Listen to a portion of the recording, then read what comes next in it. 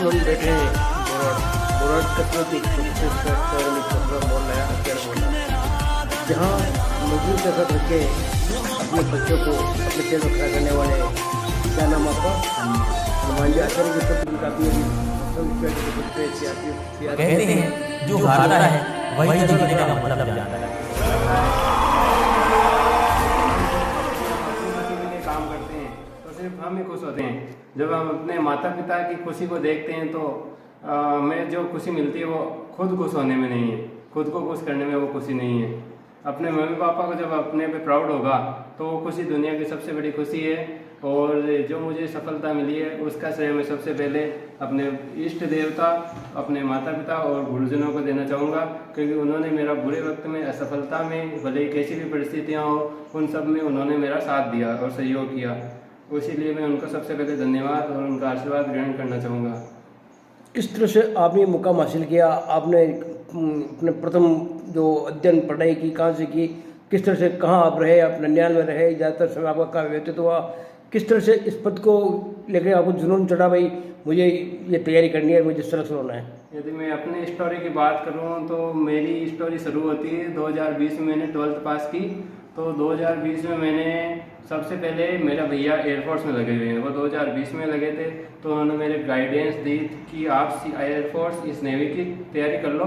फिर मैंने एयरफोर्स की तैयारी स्टार्ट की अगस्त 2020 से, जिसमें मैंने 1 साल तैयारी की। पर कोरोना के आने की वजह से हमारे एग्ज़ाम नहीं हुए, एग्ज़ाम पोस्टपोन हो गए। फिर 2021 में हमारा एग्ज़ाम लगा जुलाई के अंदर, जिसमें हम दिल्ली गए थे एग्ज़ाम देने। उसके अंदर उसका 1 साल बाद गवर्नमेंट ने रिजल्ट रोक दिया, उसका कैंसिल कर दिया। फिर अग्निवीर 2022 में जून के अंदर घोषित हुई। फिर मैंने 2022 में अग्निवीर का फॉर्म भरा एयरफोर्स में। फिर अग्निवीर में मेरे कट ऑफ से ज़्यादा मार्क्स थे, पर फिजिक्स में मेरे कट ऑफ से 0.25 नंबर कम थे, और जिसकी वजह से मेरा सिलेक्शन उसमें नहीं हुआ। कट ऑफ तो कम गई थी 28 नंबर पर, मेरे फिजिक्स में कट ऑफ क्लियर नहीं हुई थी। फिर कुछ नहीं, असफलता मिलती है, कुछ बड़ा सोचा हुआ है भगवान ने हमारे लिए, इसलिए फिर मैंने आगे तैयारी कंटिन्यू रखी।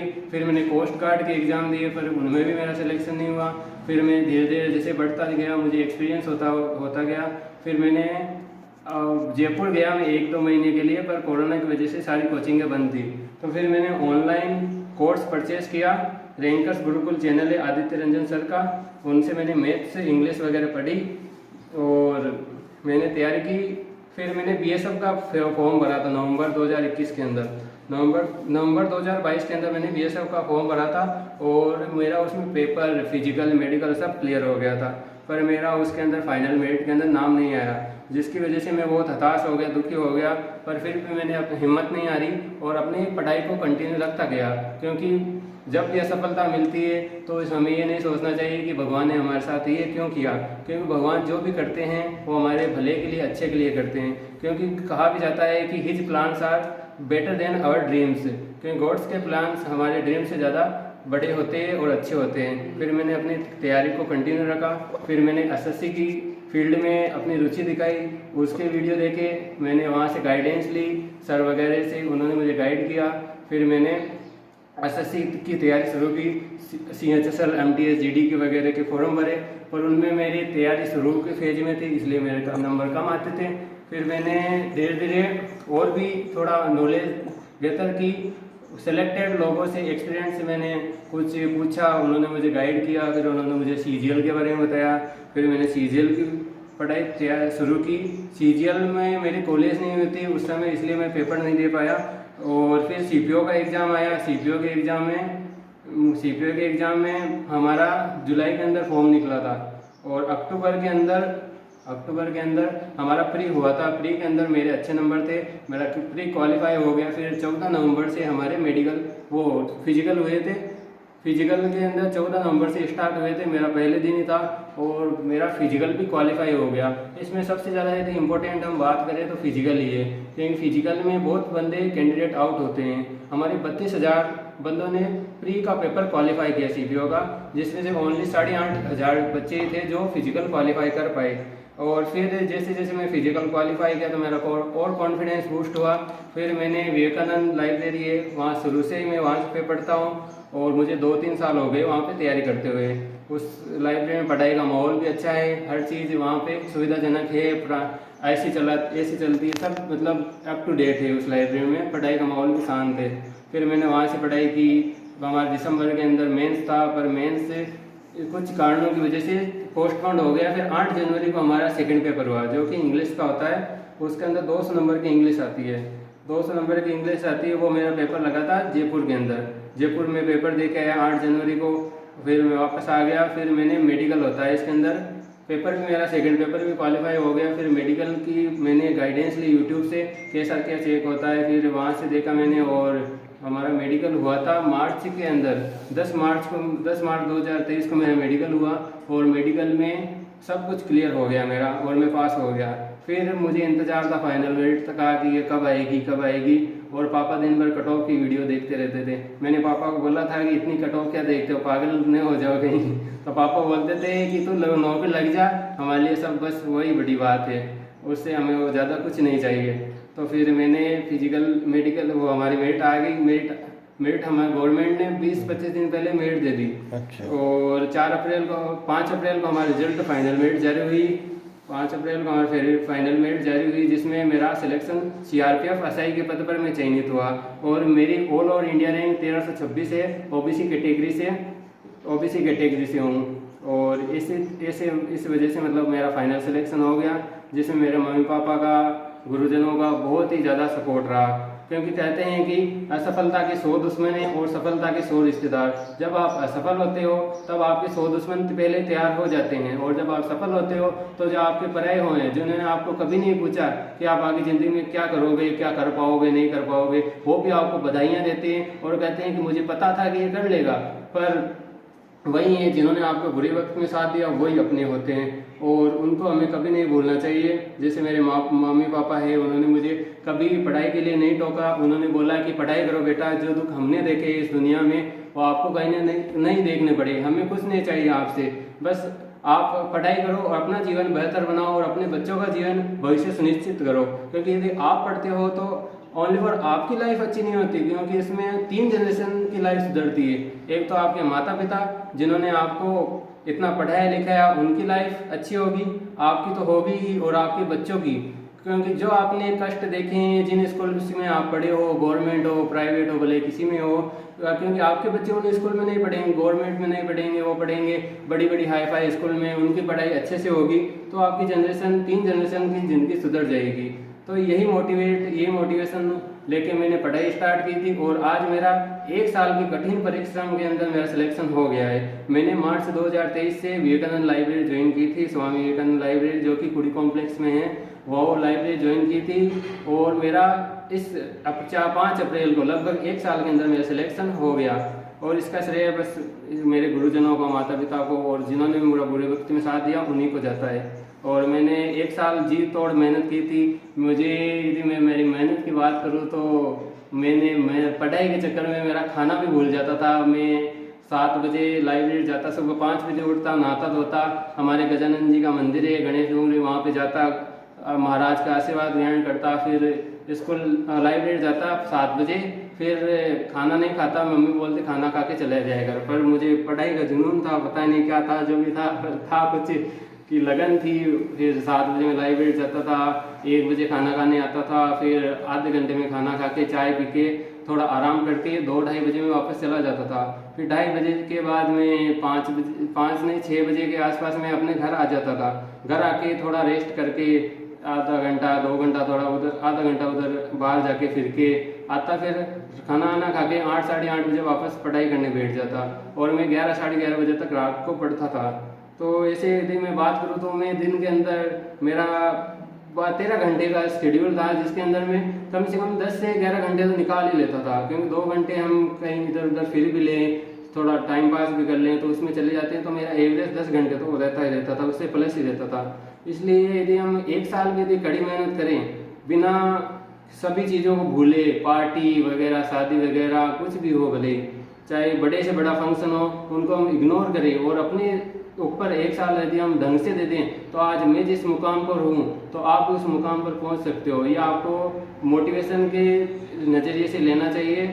और मैं ये कहना चाहूँगा कि आप भी मेहनत कीजिए एक बार सिलेक्शन नहीं होता उसमें कोई बड़ी बात नहीं है, क्योंकि एक बार सिलेक्शन नहीं होगा, 2 बार नहीं होगा, 30 बार नहीं होगा, लेकिन कभी ना कभी तो होगा ही होगा, क्योंकि भगवान ने आपके लिए कुछ अच्छा ही सोच के रखा है। इसलिए वो आपको असफल बनाता है कि आप उन चीज़ों से, उन परिस्थितियों से सीखिए, आपको पता चले कि सफलता कितनी मुश्किल से मिलती है। आप उसको कभी ना भूलें ज़िंदगी में, भले आप कितने भी सफल हो जाओ, अपने माता पिता को, गुरुजनों को, उनको कभी हमें भूलना नहीं चाहिए। उनका आशीर्वाद रहेगा तो हम जिंदगी में सफल तब होते हैं असली में, जब हमारे माता पिता हमसे खुशी हो, जब हमारे माता पिता अच्छे से रहे और वो हमारे पे प्राउड फील करें, पूरी ज़िंदगी भर जीते जी तक वो हम पे प्राउड फील करें, तब हम असली मायने में सफल होते हैं। ये एग्ज़ाम तो वगैरह तो है जिसमें कंपटीशन है, पर ये हम पढ़ाई से कर सकते हैं, लेकिन सफलता तो वही है जब हमारे माता पिता, गुरुजन हम पे प्राउड फील करें और वो हमारी वजह से खुश हो, ये हमारे मायने में सही सफलता है। Thank you. माता पिता का संघर्ष आपने रूबरू देखा, किस तरह का संघर्ष उन्होंने किया, क्या वो काम करते थे, किस तरह से उन्होंने आपको पढ़ाया लिखाया पाला पोसा? माता पिता का संघर्ष बहुत ही रहा है। जिन्होंने जो परिस्थितियाँ इन्होंने देखी वो शायद ही बहुत ही कम लोग देखते हैं। यदि मैं बताऊं तो मेरे पापा का ये ननिहाल है बुराड़, हमारा गांव अशोक है, पर पापा का कुछ कारणों की वजह से, फैमिली इश्यूज़ की वजह से पापा वहाँ पे नहीं रह पाए और अपने ननिहाल में आया। ननिहाल में आए, मम्मी के पास रहे, पढ़ाई की, पर मम्मी बाल अवस्था में गुजर गई थी, जिसकी वजह से इनका लालन पालन अच्छे से नहीं हुआ, पढ़ाई भी अच्छे से नहीं हो पाई। फिर इन्होंने मजदूरी करना शुरू किया, जैसे सब्जी के ठेले पे या कपड़े बेचने के लिए इन पे जाते थे। दिन के 50 रुपये, उस समय तो बहुत ही कम वैल्यू थी रुपये की, तो 50 रुपये 60 रुपये ऐसे कमाते थे और उसी में हमारा घर गुजर चलता था। और मम्मी की यदि मैं बात करूँ तो मम्मी ने नरेगा जाती थी और नरेगा में जा के हमें पढ़ाया लिखाया, पापा ने घर संभाला, मम्मी ने हमें पढ़ाया। तो इन दोनों की वजह से ही आज ये सब कुछ हो पाया, इनकी बहुत ही मेहनत रही है। पापा कलर का काम करते थे, सब बोलते थे कली कुची वाला है, लेकिन आज अब कोई बोल के दिखाए कली कुची वाला है। आज ये ना सिर्फ मैं CRPF अवस्था है, मेरे भैया है एयरफोर्स के अंदर इंजीनियर है, एक्स ग्रुप से थ्रू 2020 में सिलेक्ट हुए थे। आज ये 2 बेटों जो गवर्नमेंट जॉब में भारत सरकार को अपनी सेवाएं दे रहे हैं, उनके पिता है। और ये मेरे पिता ने वैसे कलर का काम किया था और बहुत संघर्ष किया था। इनकी वजह से आज, इनके संघर्ष, इनकी मेहनत की वजह से ही आज हम ये मुकाम हासिल कर पाए हैं। तो ये मुकाम हमारा नहीं है, हमारी तो सिर्फ पढ़ाई है, लेकिन सही मायनों में संघर्ष किया है मेरे पिता ने, मेरी माता ने, जो धूप के अंदर, कड़ी धूप के अंदर अपना काम करते थे और किसी भी चीज़ की परवाह नहीं करते। हम तो ऐसे में बैठ के, पंखे की हवा के अंदर नीचे बैठ के पढ़ रहे हैं। पढ़ाई में तो इतनी मेहनत नहीं है जितनी मजदूरी में, इनमें करने में है। इसलिए इनका संघर्ष ही मेरी सफलता है। इनका संघर्ष, इन्होंने इतना संघर्ष किया, इसकी वजह से मैं सफल हो पाया हूँ। सफलता का श्रेय मेरे गुरुजनों को और माता पिता को ही जाता है। क्या कहना चाहेंगे साहब, आपके पुत्र का सिलेक्शन हो गया, कैसा महसूस कर रहे हो आप? सर मैं तो इतना ही कहना चाहूँगा कि मेरे पुत्र पर मुझे बहुत गर्व है, मेरे दोनों बच्चों पर बहुत गर्व है। सारी इनकी मेहनत है और सब भगवान की मेहरबानी है। मेरे नोनीचा के बाबा को मैं प्रणाम करता हूँ, गजानन जी की इष्ट रखता हूँ। इनके आशीर्वाद से, इनकी कृपा से ये सब सफल हुए हैं और इनकी खुद की मेहनत से।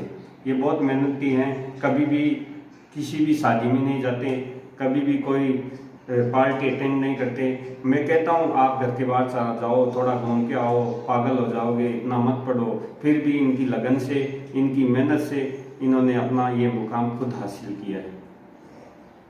अब आपको कुछ खुश मिजाज नजर आ रहे हो?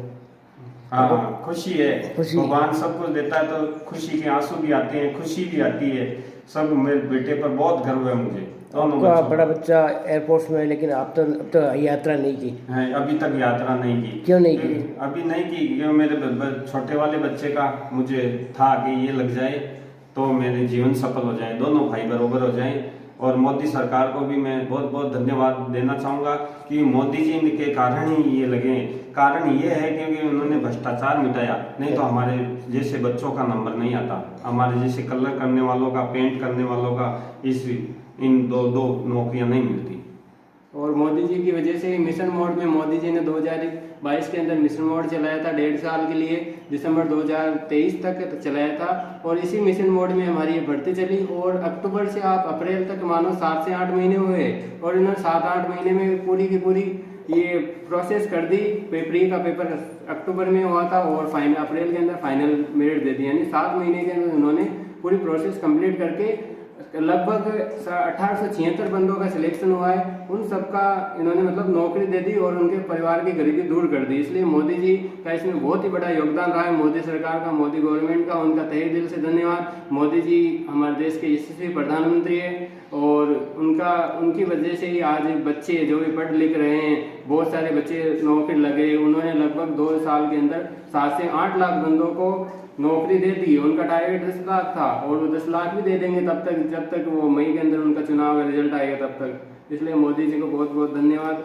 आप ऐसे ही हमारे देश के प्रधानमंत्री बने। एक तरफ आपका सिलेक्शन हुआ है, दूसरी तरफ पेपर लीक को लेकर राजस्थान सरकार में हंगामा मचा हुआ है, कई ऐसे गिरफ्तार किए जा रहे हैं। उसकी तो देखो, उसको लेकर के आप क्या कमेंट है, क्या कहना चाहोगे आप? उस पर तो हम कमेंट नहीं कर सकते हैं क्योंकि उसके भी जांच चल रही है, अधिकारी वगैरह सब जांच कर रही है, पुलिस वगैरह। जब उसका final result, final decision court से आ जाएगा तब मैं मानता हूँ कि हमें उचित टिप्पणी करनी चाहिए, तब तक हम इसके बारे में नहीं कह सकते। फिर भी ये पेपर लीक हुआ है, उससे गरीब बच्चे हैं जो सच में दिन रात मेहनत कर रहे हैं, उनके दिल को तो ठेस पहुंचती है कि हमने इतनी पढ़ाई की लेकिन पेपर लीक हो गया। भ्रष्टाचारी लोग यदि चले उसके अंदर जाएंगे, विभागों के अंदर जाएंगे, तो फिर वो आगे क्या करेंगे? यदि 15 लाख या 20 लाख रुपए कोई देके यदि एसआई बन रहा है या कुछ भी बन रहा है, मान लो किसी एसआई बने, आईएएस बने, आरएएस बने, तो फिर वो आगे मान लो वो 15 लाख 20 लाख उसने लगाए तो वो पहले 2-3 साल तो पहले वो अपने पैसे जो लगाए वो कमाएगा, फिर आगे और भ्रष्टाचार करेगा। वो 15 लाख को 2-3 करोड़ के अंदर बदलेगा, मतलब वो कितना भ्रष्टाचार करेगा। इससे तो पूरा सिस्टम ही करप्ट हो जाएगा। सिस्टम करप्ट हो जाएगा मतलब हमारे देश की विकास कैसे होगा, राजस्थान का विकास कैसे होगा? ऐसे लोगों को तुरंत ही, जिन्होंने भी चीटिंग की, उसकी अच्छी तरह से जांच होनी चाहिए और उनको इस भर्ती से जो भी लगे हैं उनको सबको निकालना चाहिए, जिससे कि हमारे भविष्य, हमारे जो भी गरीब बच्चे मेहनत कर रहे हैं, पढ़ाई लिखाई कर रहे हैं, उनको भी मोटिवेशन मिले कि ये सरकार हमारे साथ है, हमारे खिलाफ नहीं है। इसलिए जो भी हमारे से नई सरकार है राजस्थान में, भाजपा के भजन लाल जी जो भी अच्छा काम करे, बच्चों के भविष्य को देखते हुए काम करे, डिसीजन ले रहे हैं, उनके डिसीजन की मैं बहुत सराहना करता हूं। पिछली गवर्नमेंट थी, उन्होंने भी बहुत अच्छे डिसीजन लिए, लेकिन कुछ कमियां तो सभी में रहती है, उनकी भी कुछ कमियां रही होगी, तो हमें उनको क्रिटिसाइज नहीं करना चाहिए। उनको बोलना चाहिए कि अपनी कमियों पे थोड़ा ध्यान दें, इम्प्रूव करें। यदि आप इम्प्रूवमेंट करोगे तो अगली बार क्या पता कांग्रेस की भी सरकार वापस आ जाए, क्योंकि ये तो पॉलिटिक्स है, कभी कांग्रेस कभी भाजपा, इसमें हमें उलझना ही नहीं चाहिए। लेकिन जो अच्छा काम करे हमें उसको अप्रिशिएट करना चाहिए, चाहे वो कोई भी हो, चाहे राहुल गांधी हो, चाहे मोदी जी हो। यदि किसी ने अच्छा काम किया तो उसको अप्रिशिएट करना चाहिए, उसकी सराहना करनी चाहिए। यदि किसी ने गलत काम किया तो उसको क्रिटिसाइज करने की जगह उसको इम्प्रूव करने के लिए कहना चाहिए, ताकि वो आगे इम्प्रूव करके वापस सत्ता में आ सके। Thank you. आप युवाओं को क्या संदेश देना चाहोगे? युवाओं को तो मेरा यही संदेश है कि आप डिमोटिवेट मत होया करिए कि मेरा सिलेक्शन नहीं हुआ, इतने साल से मेहनत कर रहा हूँ, मेरा सिलेक्शन क्यों नहीं हो रहा है? क्योंकि सिलेक्शन नहीं हो रहा है उसके पीछे कुछ ना कुछ रीजन है। कहीं ना कहीं आपकी मेहनत में इतनी लगन नहीं होगी, या आप उस तरह से पढ़ नहीं रहे होगे कि आपका सिलेक्शन हो जाए। कहीं ना कहीं आप पढ़ाई के अंदर पता नहीं आप कम पढ़ रहे होंगे, कुछ रीजन्स होंगे, उस पर रीजन्स पे थोड़ा ध्यान दीजिए और उस रीजन को इम्प्रूव कीजिए, सुधारिए। और 1 से 1.5 साल यदि आप ढंग से मेहनत कर लेते हो, 10 घंटे 12 घंटे यदि आप पागलों की तरह मेहनत करोगे तो आपका सिलेक्शन निश्चित रूप से होगा। किसी एक एग्जाम में नहीं, लेकिन किसी दूसरे एग्जाम में तो होगा ही होगा, क्योंकि भगवान कभी भी किसी का बुरा नहीं करते। भगवान अपने भक्त की रक्षा हमेशा करते। वो परीक्षा लेता है उसकी जो परीक्षा के काबिल होता है, हर किसी की परीक्षा नहीं लेता है। वो परीक्षा लेगा जो जिसको वो अपना मानेगा, उसको 1-2 बार फेल भी करेगा, उसको बहुत निराशा भी देगा, फिर लेकिन वो उसको सफलता ऐसी देगा कि पूरी दुनिया उसको देखेगी कि हाँ बच्चे ने मेहनत की है। तो आप 1-1.5 साल अच्छे मन से लगन से पढ़ाई करिए, 10 से 12 घंटे दिन के अंदर निकालिए और थोड़ा सोने पे भी ध्यान दीजिए। 8 घंटा सो लीजिए, 10 घंटा पढ़ लीजिए, बाकी 2-3 घंटा घूम के आ जाइए। तो इसी स्टेट से आपका सिलेक्शन हो जाएगा यदि आप सच्चे तन मन धन से मेहनत करेंगे। अपने आप बच्चे बोलते हैं कि पढ़ाई हमें बोरिंग लगती है, हमारा डिमोटिवेशन होता है, पढ़ाई में हम ऊब आती है, नींद आती है, पर जब आप अपने माता पिता की आंखों में देखोगे तो वो सब आपकी ऊब आना, बोरिंग होना सब बंद हो जाएगा। जब आप अपने माता पिता को काम करते हुए, संघर्ष करते हुए देखोगे कि ये बंदा मेरे लिए इतना कुछ कर रहा है, बाहर जा रहा है, लोगों की गालियां सुन रहा है, मेरे लिए इतना सब कुछ कर रहा है, तो फिर मैं क्यों नहीं पढ़ रहा हूँ, वो आपको क्वेश्चन अपने आप पे पूछना चाहिए। यदि आप ये सब कुछ क्वेश्चन पूछेंगे तो आप अपने आप पढ़ने लग जाएंगे, आपके अंदर अपने आप पढ़ने की लगन आ जाएगी, निष्ठा आ जाएगी।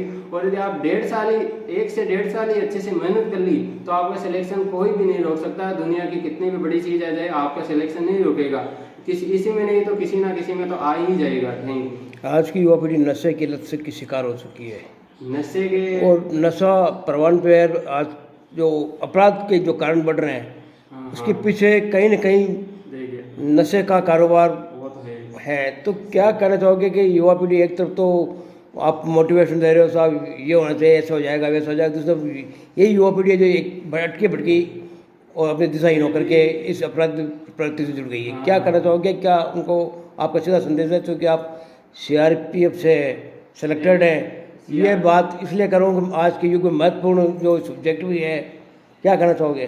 देखिए नशे की यदि हम बात करें तो नशे तो ऐसा है कि कंपनियां, बड़ी बड़ी कंपनियां वो सिर्फ अपना प्रॉफिट देखेगी। आप जब भी नशा करोगे तो सिगरेट का पैकेट लोगे या कुछ जर्दा भी लोगे तो उस पर साफ वारंटी लिखी हो जाती है कि ये आपके लिए जानलेवा है। फिर भी यदि लोग उसे कंज्यूम कर रहे हैं तो कहीं नहीं तो उस कंपनी की गलती नहीं है और गवर्नमेंट की भी गलती नहीं है। गवर्नमेंट ने तो टैगलाइन देगी कि आपके लिए जानलेवा, आपको कैंसर हो सकता है, आपकी मृत्यु हो सकती है, तो फिर भी लोग खा रहे हैं। तो ये कहीं ना कहीं लोगों की पूरी रिस्पॉन्सिबिलिटी है।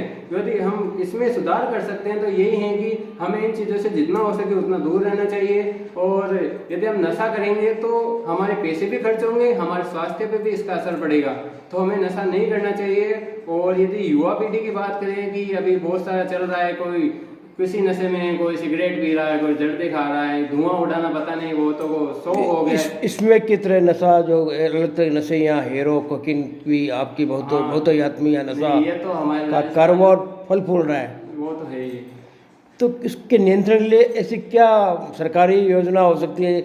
आप के सब इंस्पेक्टर पद पे आसीन होने जा रहे हैं, पद ग्रहण करेंगे, क्या ऐसी कोई सोच आपके दिमाग में है कि इस पे अंकुश लगाया जा सके? मेरी सोच तो यही है कि देखिए पहली तो ये सबसे बड़ी रेस्पॉन्सिबिलिटी गवर्नमेंट की भी है, और जितने 50% गवर्नमेंट का इसमें योगदान है तो 50% जनता का भी इसमें योगदान है। तो जनता को अपने आप से पहले सही होना पड़ेगा। जनता जब अपने आप से सही होगी तो गवर्नमेंट भी सोचेगी कि ये अब कंज्यूम करना इन्होंने बंद कर दिया, कम हो रहा है धीरे धीरे मार्केट। यदि धीरे धीरे मार्केट कम होगा तो गवर्नमेंट यदि इसमें कुछ कर सकती है तो वही है कि जितने से जितने ज़्यादा ये एडवर्टाइजमेंट करे, टीवीओ के अंदर दिखाए कि नक्शा हमारे लिए कितना नुकसानदायक है, कितना हमारे लिए अपना फेफड़ों को, हमारे शरीर के सारे अंगों को जला देता है नशा, और हमारी 20 से 30 साल उम्र घटा देता है। जहाँ पे पहले लोग 80 साल, 90 साल, 100 साल जिया करते थे, आज एवरेज आयु ओनली फॉर 60 से 65 साल हो गई इंडिया के अंदर। क्यों हुई है? इसका सबसे बड़ा कारण नशा ही है। इसलिए नशे में गवर्नमेंट जितने से जितने ज़्यादा एडवर्टाइजमेंट हो सके वो करे, लोगों को जागरूक करे, जगह जगह गली गलियों में रेडियो फिराए या ऐसा कुछ करें कि नशे के लिए हानिकारक बताए और लोगों को जागरूक करें। जब लोग जागरूक होंगे तो वो इस चीज़ों से दूर आएंगे तो अपने आप ही वो कंपनियां घाटे के अंदर जाएगी। घाटे के अंदर कोई भी चीज़ आती है तो ज़्यादा दिन नहीं सस्टेनेबल होती है, वो कहीं ना कहीं बंद हो ही जाती है। जब कंपनियां बंद हो जाएगी तो नशा मार्केट में ये आ ही नहीं पाएंगे। जितने भी गुटखे, सिगरेट वगैरह, दारू, शराब, जितने भी है गंदी चीज़ें हैं वो बाजार में आ ही नहीं पाएगी। बाजार में नहीं आ पाएगी तो फिर लोग खरीदेंगे कहाँ से, और लोग भी जागरूक हो जाएंगे, जिससे ये सब धीरे धीरे कम हो जाएगा और हमारा देश आसानी से और प्रोग्रेस करेगा। हमारे अच्छे युवा हमें मिलेंगे। पद ग्रहण के साथ ही आपकी भी कुछ मॉरल ड्यूटी होती होगी समाज के लिए, सही। तो आप अपने समाज को किस तरह समय देंगे? यदि समाज आप पूछिए पहले। समाज सेवक को लेकर के, समाज में कई सामाजिक कुर्ती है, उनको लेकर के क्या कहना चाहोगे आप? देखिए हमारा वैसे मेन काम बताऊं, CRPF का मेन काम है नक्सलवाद से लड़ना और इलेक्शन ड्यूटीज़ देना। जहाँ पे इलेक्शन होते हैं उसको पीसफुली कंडक्ट कराना, कोई दंगा वगैरह ना हो, और संसद को, पार्लियामेंट को सिक्योरिटी प्रोवाइड कराना। VIP जितने भी लोग हैं, जैसे नरेंद्र मोदी जी, अमित शाह, राहुल गांधी, जितने भी VIP लोग हैं उनको सबको सिक्योरिटी प्रोवाइड कराना हमारा मेन काम है। ये 4-5 काम CRPF के लिए, तभी इसलिए इसका नाम है केंद्रीय रिजर्व पुलिस बल, यानी केंद्रीय रिजर्व पुलिस बल है। इससे ज़्यादा से ज़्यादा काम कराया जाता है। नाम की रिजर्व पुलिस है लेकिन इसके सारे काम है, ये बहुत ही वर्सेटाइल जॉब है। इसमें हमारी रिस्पॉन्सिबिलिटी यदि मैं बात करूँ तो हमारे यही काम है कि जितने भी दंगे वगैरह होते हैं वो न हो। वो जो भी इलेक्शंस होते हैं, जो भी नक्सलवाद है, नक्सलवाद को जितना जल्दी हो सके वो छत्तीसगढ़, झारखंड इधर ज़्यादा नक्सलवाद फैला हुआ है, यहाँ से नक्सलवाद को खत्म जितना जल्दी हो सके उतना जल्दी खत्म करें और वहाँ के लोगों को भी हम बेटर लाइफ दे पाएँ, वहाँ पे डेवलपमेंट हो सके, वहाँ पे डैम्स बने, ब्रिज बने, बिल्डिंग्स बने, स्कूल्स बने, हॉस्पिटल्स बने, इससे मतलब बहुत सारे डेवलपमेंट हो और उनका जीवन भी बेहतर हो। और यदि दंगों का इनका मेन काम है, दंगों के अंदर ये है कि दंगे वगैरह ना हो, लोग शांति से रहे, कोई भी धर्म के नाम पर कोई भी भेदभाव ना हो, सब मिलजुल कर रहें, क्योंकि हम हैं भारतीय हैं, ना तो हम हिंदू हैं ना मुस्लिम हैं, हम सब भारतीय हैं। जो भारतीय नहीं है, जो धर्म के अंदर उलझा हुआ है, वो कभी भी प्रोग्रेस नहीं कर पाएगा। इसलिए हमेशा ऐसा काम करें जिससे हमारे देश का नाम रोशन हो, ऐसा ही हमें काम करना चाहिए। और यदि मैं रिस्पॉन्सिबिलिटी की और यदि मैं बात करूं तो समाज के अंदर मेरी रिस्पॉन्सिबिलिटी ये है कि यदि मैं सिलेक्शन हुआ तो मेरी तरह बहुत सारे बच्चे वो भी सिलेक्शन ले सकते हैं, उनको अच्छे से गाइड करना, गाइडेंस प्रोवाइड करना, जो भी मुझसे पूछे कि भाई कैसे पढ़ाई की उनको गाइड प्रोवाइड करना।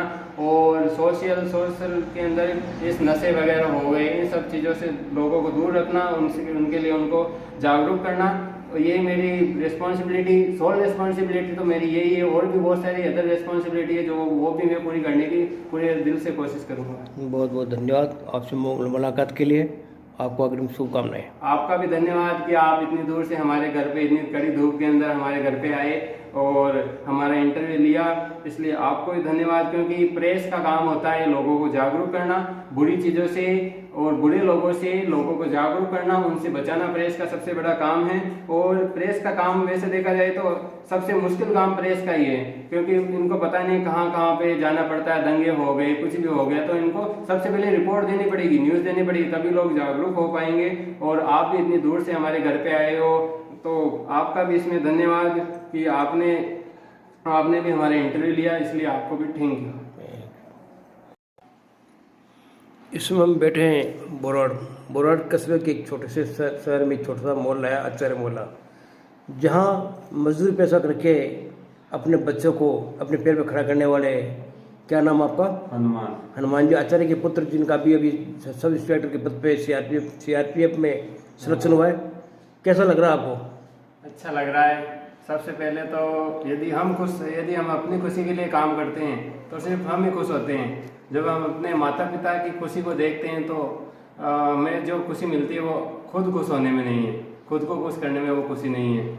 अपने मम्मी पापा को जब अपने पे प्राउड होगा तो वो खुशी दुनिया की सबसे बड़ी खुशी है। और जो मुझे सफलता मिली है उसका श्रेय मैं सबसे पहले अपने इष्ट देवता, अपने माता पिता और गुरुजनों को देना चाहूँगा, क्योंकि उन्होंने मेरा बुरे वक्त में, असफलता में, भले कैसी भी परिस्थितियाँ हो, उन सब में उन्होंने मेरा साथ दिया और सहयोग किया। इसीलिए मैं उनको सबसे पहले धन्यवाद और उनका आशीर्वाद ग्रहण करना चाहूँगा। इस तरह से आपने मुकाम हासिल किया, आपने अपने प्रथम जो अध्ययन पढ़ाई की कहाँ से की, किस तरह से कहाँ आप रहे, आप ननियाल में रहे, ज़्यादातर समय आपका कहाँ व्यतीत हुआ, किस तरह से इस पद को लेकर आपको जुनून चढ़ा भाई मुझे ये तैयारी करनी है, मुझे सिलेक्शन होना है? यदि मैं अपने स्टोरी की बात करूँ तो मेरी स्टोरी शुरू होती है 2020 में। मैंने 12th पास की तो 2020 में मैंने सबसे पहले, मेरा भैया एयरफोर्स में लगे हुए हैं, वो 2020 में लगे थे, तो उन्होंने मेरे गाइडेंस दी कि आप एयरफोर्स इस नेवी की तैयारी कर लो। फिर मैंने एयरफोर्स की तैयारी स्टार्ट की अगस्त 2020 से, जिसमें मैंने 1 साल तैयारी की। पर कोरोना के आने की वजह से हमारे एग्ज़ाम नहीं हुए, एग्ज़ाम पोस्टपोन्ड हो गए। फिर 2021 में हमारा एग्ज़ाम लगा जुलाई के अंदर, जिसमें हम दिल्ली गए थे एग्ज़ाम देने। उसके अंदर उसका 1 साल बाद गवर्नमेंट ने रिजल्ट रोक दिया, उसका कैंसिल कर दिया। फिर अग्निवीर 2022 में जून के अंदर घोषित हुई। फिर मैंने 2022 में अग्निवीर का फॉर्म भरा एयरफोर्स में। फिर अग्निवीर में मेरे कट ऑफ से ज़्यादा मार्क्स थे, पर फिजिक्स में मेरे कट ऑफ से 0.25 नंबर कम थे, और जिसकी वजह से मेरा सिलेक्शन उसमें नहीं हुआ। कट ऑफ तो कम गई थी 28 नंबर पर, मेरे फिजिक्स में कट ऑफ क्लियर नहीं हुई थी। फिर कुछ नहीं, असफलता मिलती है, कुछ बड़ा सोचा हुआ है भगवान है हमारे लिए, इसलिए फिर मैंने आगे तैयारी कंटिन्यू रखी। फिर मैंने कोस्ट गार्ड के एग्ज़ाम दिए, पर उनमें भी मेरा सिलेक्शन नहीं हुआ। फिर मैं धीरे धीरे जैसे बढ़ता गया, मुझे एक्सपीरियंस होता गया।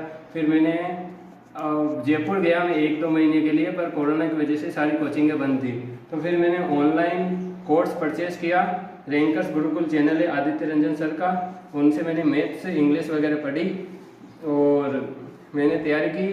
फिर मैंने BSF का फॉर्म भरा था नवंबर 2021 के अंदर, नवंबर 2022 के अंदर मैंने बीएसएफ का फॉर्म भरा था और मेरा उसमें पेपर, फिजिकल, मेडिकल सब क्लियर हो गया था, पर मेरा उसके अंदर फाइनल मेरिट के अंदर नाम नहीं आया, जिसकी वजह से मैं बहुत हताश हो गया, दुखी हो गया।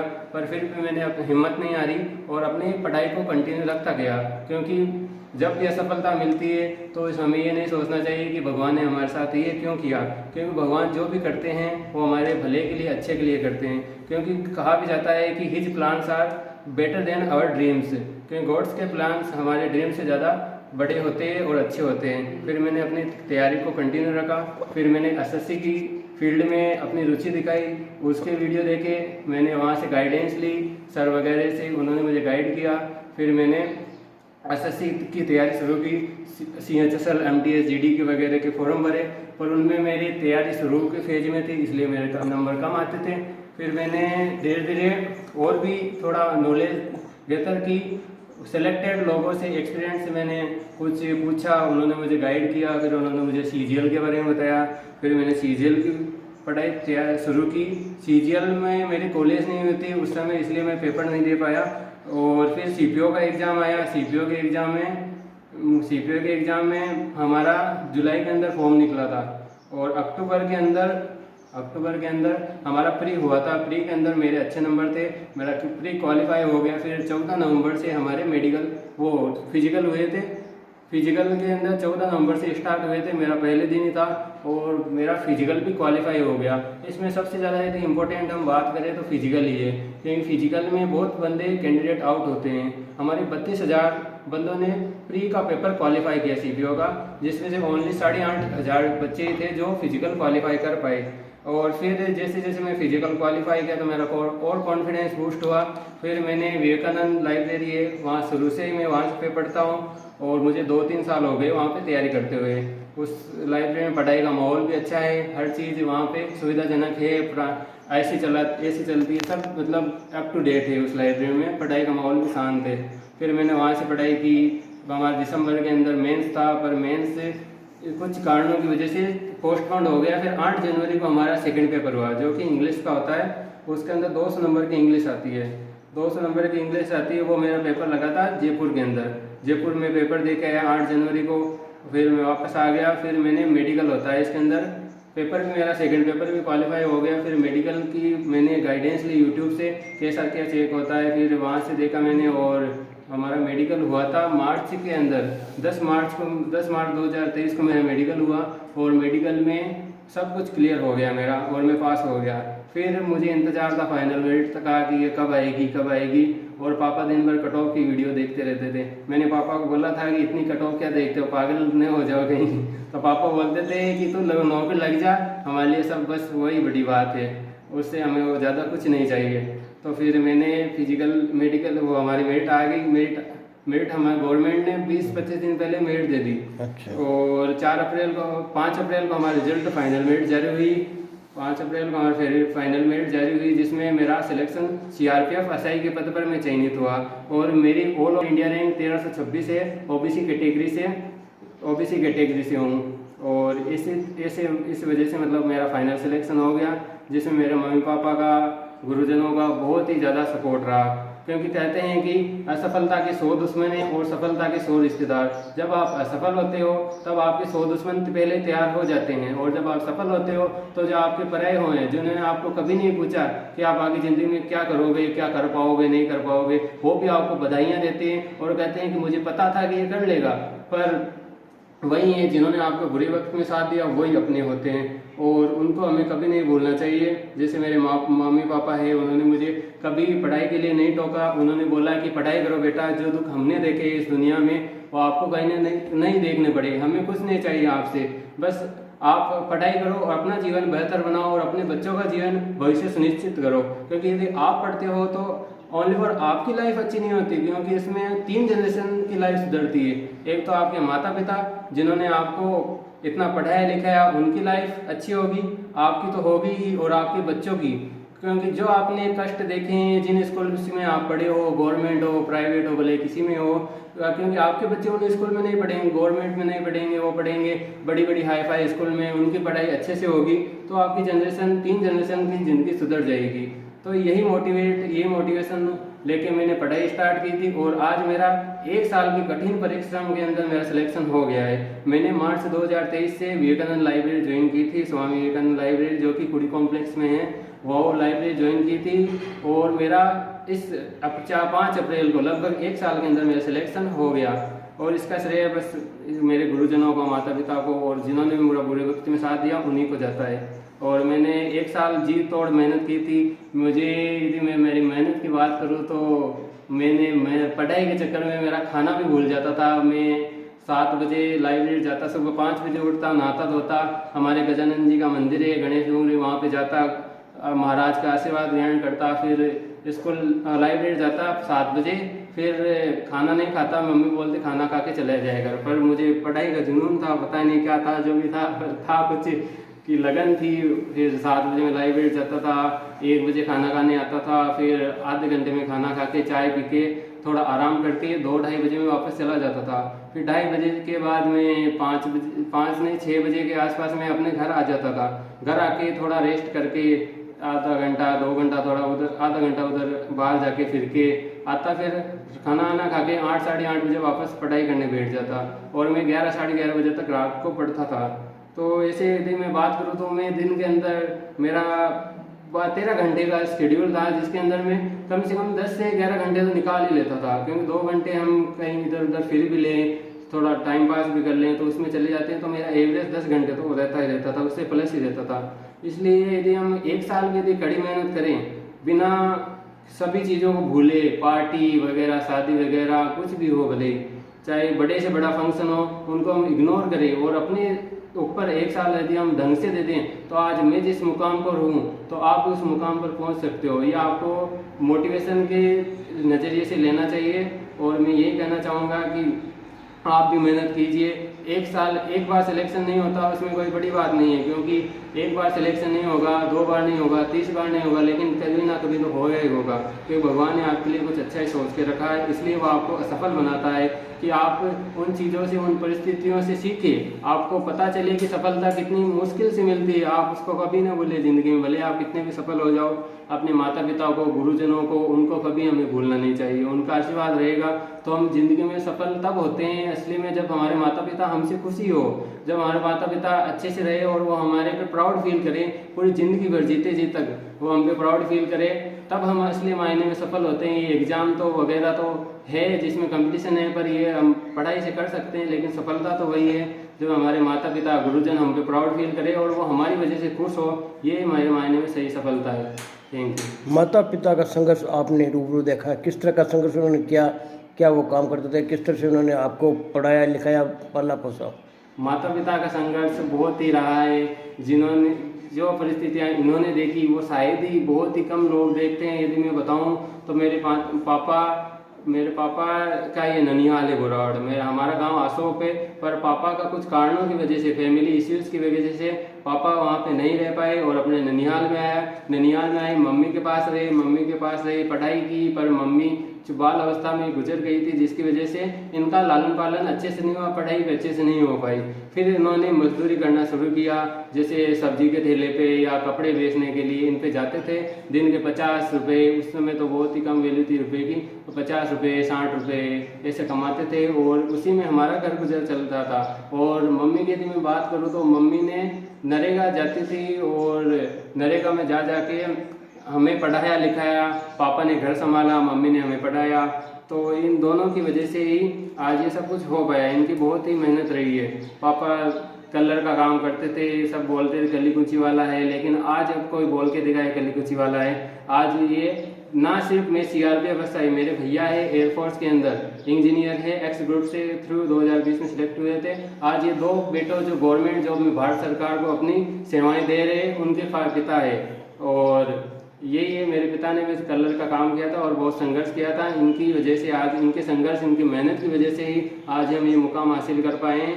तो ये मुकाम हमारा नहीं है, हमारी तो सिर्फ पढ़ाई है, लेकिन सही मायनों में संघर्ष किया है मेरे पिता ने, मेरी माता ने, जो धूप के अंदर, कड़ी धूप के अंदर अपना काम करते थे और किसी भी चीज़ की परवाह नहीं करते। हम तो AC में बैठ के, पंखे की हवा के अंदर नीचे बैठ के पढ़ रहे हैं। पढ़ाई में तो इतनी मेहनत नहीं है जितनी मजदूरी में, इनमें करने में। इसलिए इनका संघर्ष ही मेरी सफलता है। इनका संघर्ष, इन्होंने इतना संघर्ष किया, इसकी वजह से मैं सफल हो पाया हूँ। सफलता का श्रेय मेरे गुरुजनों को और माता पिता को ही जाता है। क्या कहना चाहेंगे साहब, आपके पुत्र का सिलेक्शन हो गया, कैसा महसूस कर रहे हो आप? सर मैं तो इतना ही कहना चाहूँगा कि मेरे पुत्र पर मुझे बहुत गर्व है, मेरे दोनों बच्चों पर बहुत गर्व है। सारी इनकी मेहनत है और सब भगवान की मेहरबानी है। मेरे नोनीचार के बाबा को मैं प्रणाम करता हूँ, गजानन जी की इष्ट रखता हूँ। इनके आशीर्वाद से, इनकी कृपा से ये सब सफल हुए हैं और इनकी खुद की मेहनत से। ये बहुत मेहनती हैं, कभी भी किसी भी शादी में नहीं जाते, कभी भी कोई पार्टी अटेंड नहीं करते। मैं कहता हूँ आप घर के बाहर जाओ, थोड़ा घूम के आओ, पागल हो जाओगे, इतना मत पढ़ो। फिर भी इनकी लगन से, इनकी मेहनत से इन्होंने अपना ये मुकाम खुद हासिल किया है। अब आपको कुछ खुश मिजाज नजर आ रहे हो? हाँ, खुशी है। खुशी। भगवान सब कुछ देता है तो खुशी के आंसू भी आते हैं, खुशी भी आती है। सब मेरे बेटे पर बहुत गर्व है मुझे। आपका बड़ा बच्चा एयरपोर्ट में है, लेकिन आप तो अब तक यात्रा नहीं की है, अभी तक यात्रा नहीं की। क्यों नहीं की? अभी नहीं की क्योंकि मेरे छोटे वाले बच्चे का मुझे था कि ये लग जाए तो मेरे जीवन सफल हो जाए, दोनों भाई बराबर हो जाएं। और मोदी सरकार को भी मैं बहुत बहुत धन्यवाद देना चाहूँगा कि मोदी जी के कारण ही ये लगे। कारण ये है क्योंकि उन्होंने भ्रष्टाचार मिटाया, नहीं तो हमारे जैसे बच्चों का नंबर नहीं आता, हमारे जैसे कलर करने वालों का, पेंट करने वालों का इन दो नौकरियां नहीं मिलती। और मोदी जी की वजह से मिशन मोड में मोदी जी ने 2022 के अंदर मिशन मोड चलाया था 1.5 साल के लिए, दिसंबर 2023 तक चलाया था। और इसी मिशन मोड में हमारी ये भर्ती चली और अक्टूबर से आप अप्रैल तक मानो 7 से 8 महीने हुए और इन्होंने 7-8 महीने में पूरी की पूरी ये प्रोसेस कर दी।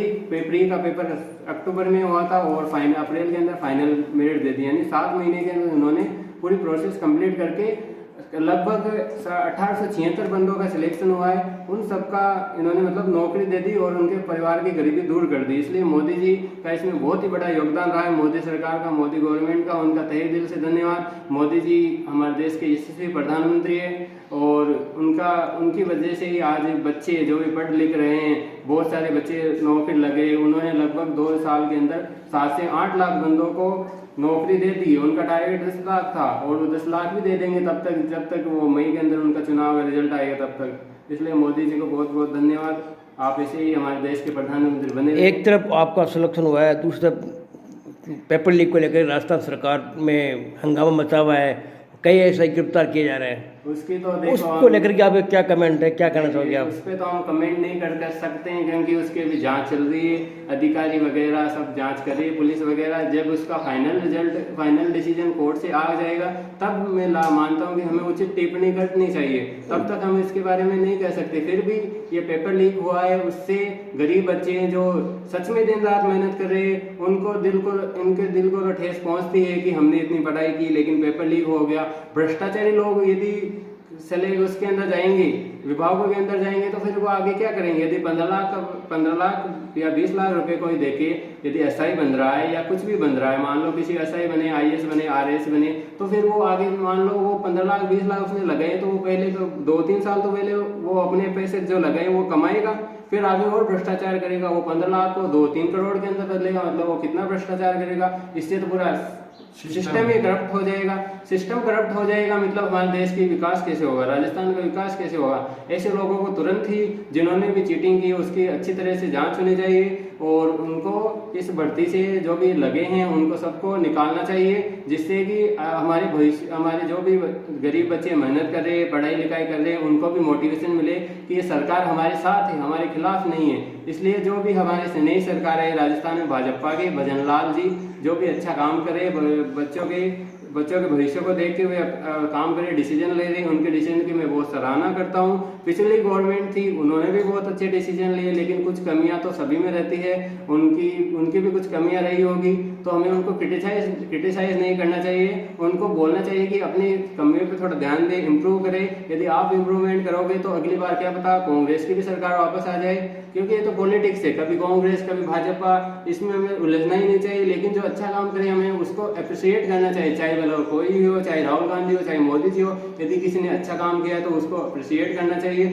उसकी सराहना करनी चाहिए। यदि किसी ने गलत काम किया है तो उसको क्रिटिसाइज करने की जगह उसको इम्प्रूव करने के लिए कहना चाहिए, ताकि वो आगे इम्प्रूव करके वापस सत्ता में आ सके। Thank you. आप युवाओं को क्या संदेश देना चाहोगे? युवाओं को तो मेरा यही संदेश है कि आप डिमोटिवेट मत होया करिए कि मेरा सिलेक्शन नहीं हुआ, इतने साल से मेहनत कर रहा हूँ, मेरा सिलेक्शन क्यों नहीं हो रहा है। क्योंकि सिलेक्शन नहीं हो रहा है उसके पीछे कुछ ना कुछ रीज़न है। कहीं ना कहीं आपकी मेहनत में इतनी लगन नहीं होगी, या आप उस तरह से पढ़ नहीं रहे होगे कि आपका सिलेक्शन हो जाए। कहीं ना कहीं आप पढ़ाई के अंदर पता नहीं आप कम पढ़ रहे होंगे, कुछ रीजन्स होंगे, उस पर रीजन्स पे थोड़ा ध्यान दीजिए और उस रीजन को इम्प्रूव कीजिए, सुधारिए।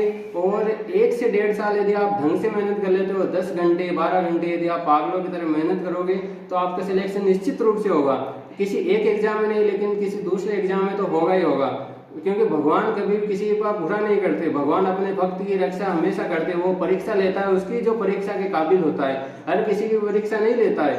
वो परीक्षा लेगा जो जिसको वो अपना मानेगा, उसको 1-2 बार फेल भी करेगा, उसको बहुत निराशा भी देगा, फिर लेकिन वो उसको सफलता इसी देगा कि पूरी दुनिया उसको देखेगी कि हाँ बच्चे ने मेहनत की है। तो आप 1-1.5 साल अच्छे मन से लगन से पढ़ाई करिए, 10 से 12 घंटे दिन के अंदर निकालिए और थोड़ा सोने पे भी ध्यान दीजिए। 8 घंटा सो लीजिए, 10 घंटा पढ़ लीजिए, बाकी 2-3 घंटा घूम के आ जाइए।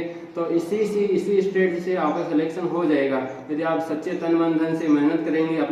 आप बच्चे बोलते हैं कि पढ़ाई हमें बोरिंग लगती है, हमारा डिमोटिवेशन होता है, पढ़ाई में हम ऊब आती है, नींद आती है। पर जब आप अपने माता पिता की आंखों में देखोगे तो वो सब आपकी ऊब आना, बोरिंग होना सब बंद हो जाएगा। जब आप अपने माता पिता को काम करते हुए, संघर्ष करते हुए देखोगे कि ये बंदा मेरे लिए इतना कुछ कर रहा है, बाहर जा रहा है, लोगों की गालियां सुन रहा है, मेरे लिए इतना सब कुछ कर रहा है, तो फिर मैं क्यों नहीं पढ़ रहा हूँ। वो आपको क्वेश्चन अपने आप पे पूछना चाहिए। यदि आप ये सब कुछ क्वेश्चन पूछेंगे तो आप अपने आप पढ़ने लग जाएंगे, आपके अंदर अपने आप पढ़ने की लगन आ जाएगी, निष्ठा आ जाएगी। और यदि आप 1 से 1.5 साल ही अच्छे से मेहनत कर ली तो आपका सिलेक्शन कोई भी नहीं रोक सकता। दुनिया की कितनी भी बड़ी चीज आ जाए, आपका सिलेक्शन नहीं रोकेगा।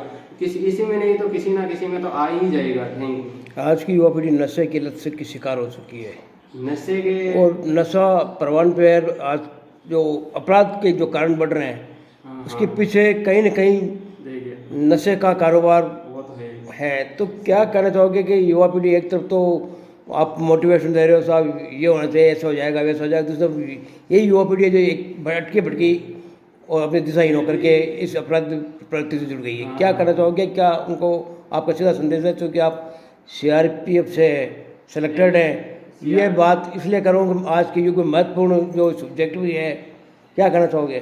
देखिए नशे की यदि हम बात करें तो नशे तो ऐसा है कि कंपनियां, बड़ी बड़ी कंपनियां वो सिर्फ अपना प्रॉफिट देखेगी। आप जब भी नशा करोगे तो सिगरेट का पैकेट लोगे या कुछ जर्दा भी लोगे तो उस पर साफ वारंटी लिखी हो जाती है कि ये आपके लिए जानलेवा है। फिर भी यदि लोग उसे कंज्यूम कर रहे हैं तो कहीं ना कहीं उस कंपनी की गलती नहीं है और गवर्नमेंट की भी गलती नहीं है। गवर्नमेंट में तो टैगलाइन देगी कि आपके लिए जानलेवा, आपको कैंसर हो सकता है, आपकी मृत्यु हो सकती है, तो फिर भी लोग खा रहे हैं। तो ये कहीं ना कहीं लोगों की पूरी रिस्पॉन्सिबिलिटी है।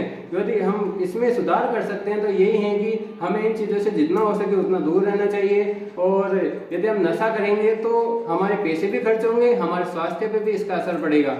तो हमें नशा नहीं करना चाहिए। और यदि युवा पीढ़ी की बात करें कि अभी बहुत सारा चल रहा है, कोई किसी नशे में, कोई सिगरेट पी रहा है, कोई जर्दे खा रहा है, धुआं उड़ाना पता नहीं, वो तो वो शौक हो गया। इसमें कितने नशा जो अलग तरह नशे यहाँ हेरो कोकिन भी आपकी बहुत ही आत्मीय नशा ये तो हमारे का कारोबार फल फूल रहा है, वो तो है ही।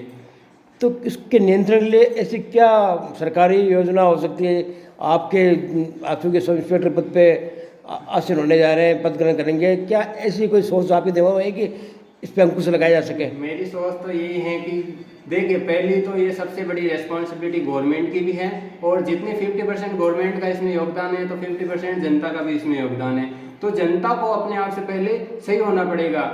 जनता जब अपने आप से सही होगी तो गवर्नमेंट भी सोचेगी कि ये अब कंज्यूम करना इन्होंने बंद कर दिया, कम हो रहा है धीरे धीरे मार्केट। यदि धीरे धीरे मार्केट कम होगा तो गवर्नमेंट यदि इसमें कुछ कर सकती है तो वही है कि जितने से जितने ज़्यादा ये एडवर्टाइजमेंट करे, टीवीओ के अंदर दिखाए कि नक्शा हमारे लिए कितना नुकसानदायक है, कितना हमारे लिए अपना फेफड़ों को, हमारे शरीर के सारे अंगों को जला देता है नशा, और हमारी 20 से 30 साल उम्र घटा देता है। जहाँ पे पहले लोग 80 साल, 90 साल, 100 साल जिया करते थे, आज एवरेज आयु ओनली फॉर 60 से 65 साल हो गई इंडिया के अंदर। अंदर क्यों हुई है, इसका सबसे बड़ा कारण नशा ही है। इसलिए नशे में गवर्नमेंट जितने से जितने ज़्यादा एडवर्टाइजमेंट हो सके वो करे, लोगों को जागरूक करे, जगह जगह गली गलियों में रेडियो फिराए या ऐसा कुछ करें कि नशा के लिए हानिकारक बताए और लोगों को जागरूक करें। जब लोग जागरूक होंगे तो इस चीज़ों से दूर आएंगे तो अपने आप ही वो कंपनियां घाटे के अंदर जाएगी। घाटे के अंदर कोई भी चीज़ जाती है तो ज़्यादा दिन नहीं सस्टेनेबल होती है, वो कहीं ना कहीं बंद हो ही जाती है। जब कंपनियां बंद हो जाएगी तो नशा मार्केट में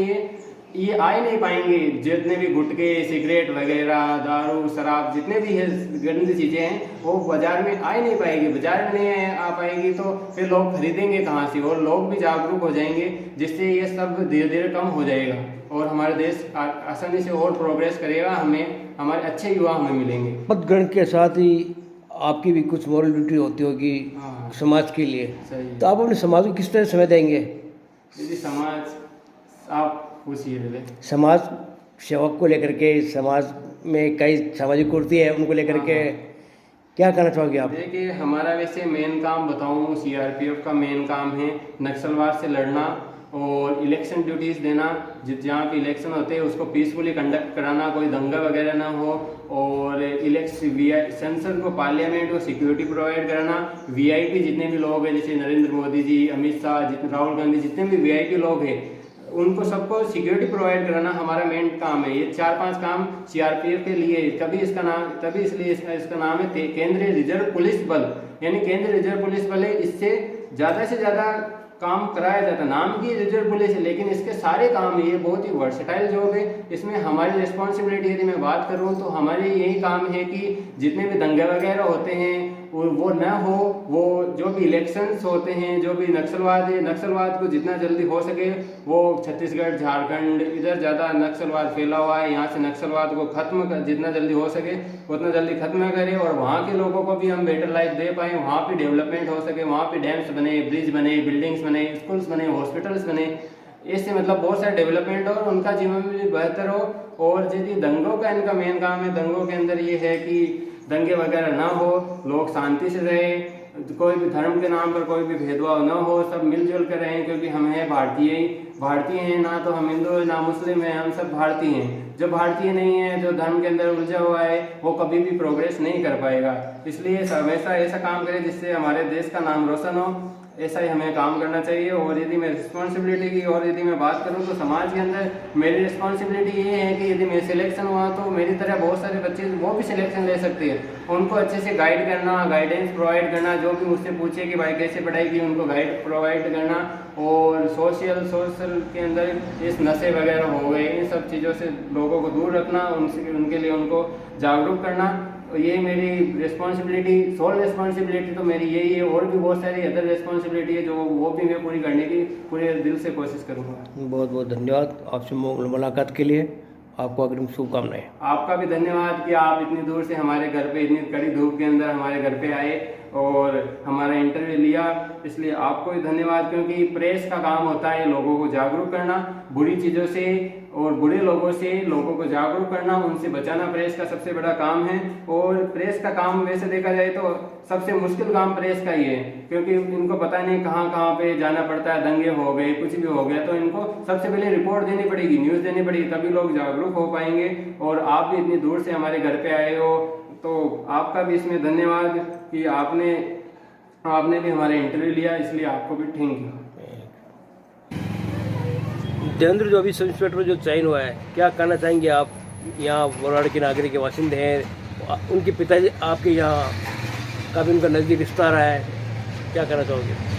देवेंद्र का भी जो चयन हुआ है, आज के अभी जो बच्चे नवयुग, उनको ये कहना चाहूँगा सबसे ज़्यादा पढ़ाई में ध्यान दें और जो भी बच्चा है सक्सेस होने के लिए अपने माता पिता, अपने गुरुजनों और अपने रिश्तेदारों से सहयोग रखे और अपने आसपास में जो भी है उनसे गाइड ले आगे अपने को क्या करना है। 12th क्लास के बाद में जो भी बच्चा अपना फॉर्म भरता है तो उसमें अपनी पूरा योगदान है उसको, और उसके पिताजी का भी उसके साथ बहुत सहयोग है। उसका एक बड़ा भाई है, उसका भी योगदान अच्छा रहा उसके साथ, और उसके जो सहपाठी है वो भी उसका बहुत अच्छा उसको गाइड करते थे। उसको मैं बहुत धन्यवाद देना चाहता हूँ कि उसने पहली सीढ़ी पे अपना काम हासिल किया है। धन्यवाद।